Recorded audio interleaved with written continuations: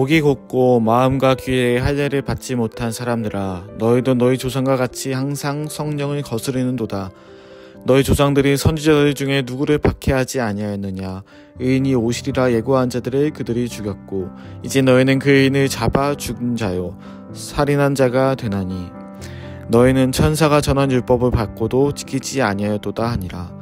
그들이 이 말을 듣고 마음에 찔려 그를 향하여 이를 갈거늘, 스데반이 성령 충만하여 하늘을 우러러 주목하여 하나님의 영광과 및 예수께서 하나님 우편에 서신 것을 보고 말하되, 보라, 하늘이 열리고 인자가 하나님 우편에 서신 것을 보노라 한데, 그들이 큰 소리를 지르며 귀를 막고 일제히 그에게 달려들어 성 밖으로 내치고 도둑질세 증인들이 옷을 벗어 사울이라 하는 청년의 발 앞에 두니라. 그들이 돌로 스데반을 치니 스데반이 부르짖어 이르되, 주 예수여, 내 영혼을 받으시옵소서 하고 무릎을 꿇고 크게 불러 이르되, 주여, 이 죄를 그들에게 돌리지 마옵소서. 이 말을 하고 자니라.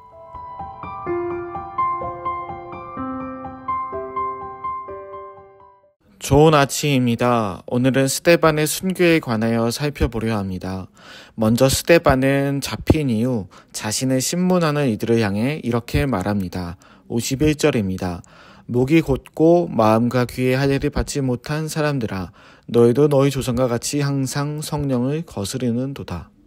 스데반의 설교는 7장에 길게 나와 있는데요. 요약해보면 이겁니다.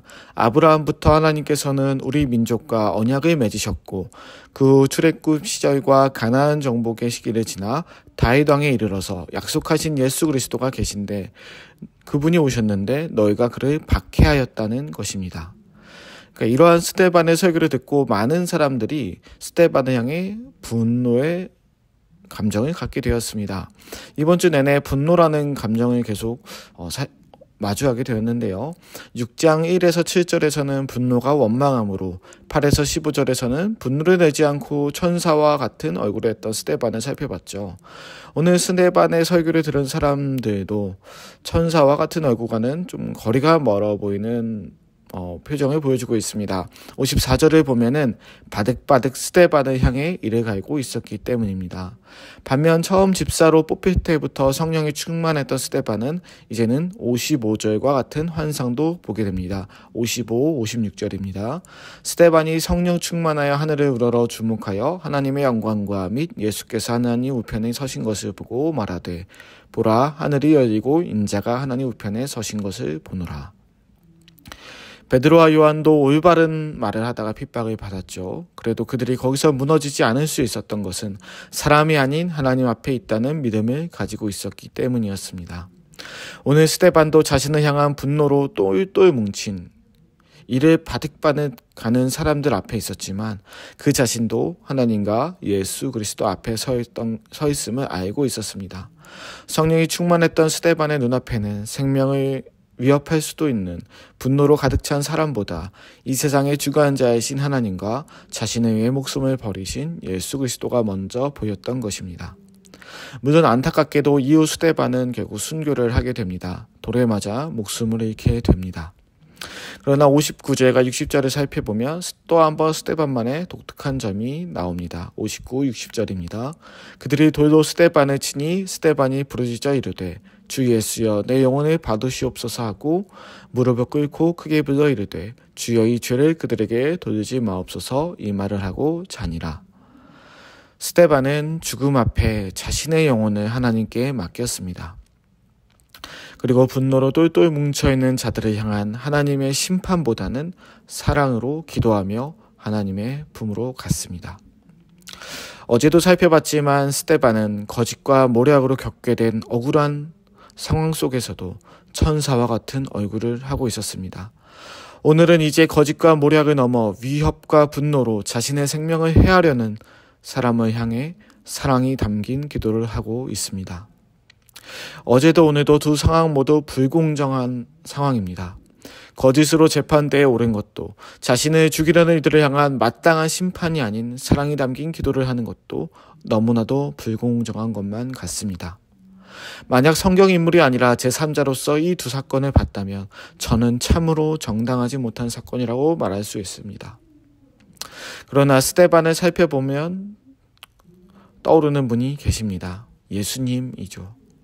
예수님도 거짓과 모략으로 재판대에 서게 되셨고 그분의 죽음은 아무런 죄도 없는 가운데 겪은 죽음이었습니다. 또 그분 역시 자신을 향해 모욕하는 이들을 향해 아버지여 저들의 죄를 사하여 주옵소서 저들이 하는 것을 알지 못하니다라면서 남을 위해 기도하다 결국 돌아가셨지요. 예수님의 죽으심부터가 너무나도 불공정한 죽음입니다. 마땅히 정당한 잘못된 사유가 있지도 않았고 자신을 죽이는 이들을 향한 마땅한 심판도 없었습니다. 그저 분노를 받아들였고 사랑으로 기도해 주었습니다. 스데반은 성령이 충만하여 이것이 가능했습니다. 성령이 충만하여 천사와 같은 얼굴도 할 수 있었고 성령이 충만하여 하나님과 예수님을 바라볼 수 있었으며 성령이 충만하여 자신의 생명을 해하려는 이들을 위해 기도할 수 있었습니다. 이번 주 말씀을 정리하며 우리의 상황에 적용해 보겠습니다. 우리는 언제 분노를 하게 되나요? 언제 원망이 되나요? 또 우리는 그러한 분노를 어떻게 해소하나요? 정당한 대가를 요구할 수도 있습니다. 같이 분노하고 화를 낼 수도 있습니다. 누군가에게 책임을 지게 할 수도 있습니다. 그러나 이번 주 살펴본 사도들과 스데반의 모습은 그렇지 않습니다. 사도들은 자신의 불안정함을 인정하였고 스데반은 천사와 같은 얼굴로 하나님이 주시는 평안 속에 있었으며 마지막 그의 호흡이 끊어지는 순간에도 마땅한 심판, 복수가 아니라 사랑으로 그들의 영혼을 위해 기도해 주었습니다. 우리의 하루 속에, 지난날 속에, 혹여 우리가 마주하게 되는 불공정한 상황들 속에, 우리를 공정하지 못하게 대하는 사람들 속에 우리는 원망과 분노가 들 수 있습니다. 어쩌면 인간이라면 이것은 당연히 일어나게 되는 첫 번째 감정입니다. 그러나 성령의 충만함 속에 우리는 그 가운데서도 하나님의 평안을 맛볼 수 있습니다. 그리고 나아가 우리는 그들의 영혼을 사랑해주고 기도해줄 수 있는 마음도 가질 수 있습니다. 우리를 위해 먼저 그렇게 몸을 버리며 기도해 주셨던 예수님이 계셨기 때문입니다. 우리가 그 사랑을 받았다면 우리도 그러한 사랑의 실천이 우리의 삶 속에 행해질 수 있습니다. 기도하시겠습니다.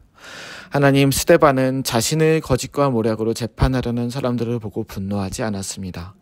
주님이 주시는 평안 속에 담담히 직면하였습니다.